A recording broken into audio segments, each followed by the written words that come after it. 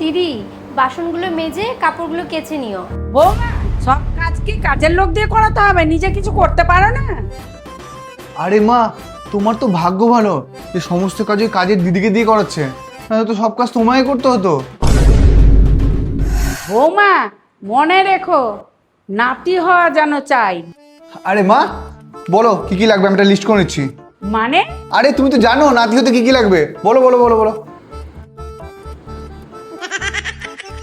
বৌমা, এত সেজে গুজে কোথায় যাচ্ছ? মা, বাবার বাড়ি যাব, অনুষ্ঠান আছে তো তার জন্য। কোথাও যাওয়া হবে না, বাড়িতে আত্মীয়রা আসবে, থাকতে হবে। কেন, ও আসার আগে কি আমাদের বাড়িতে আত্মীয় আসতো না, নাকি আমাদের বিয়ের পরে আত্মীয় জন্মেছে? ও, আমাদের বিয়ের পরে আত্মীয় জন্মেছে, এই ছোট ছোট আত্মীয়, ছোট ছোট আত্মীয়। হ্যাঁ তাই না মা, ঠিক বলেছি না?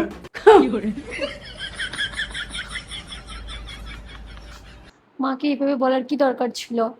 আরে মাঝে মাঝে এগুলো বলতে হয়, মা না তো ড্রামা শুরু করে দেবে। সেটা ঠিক।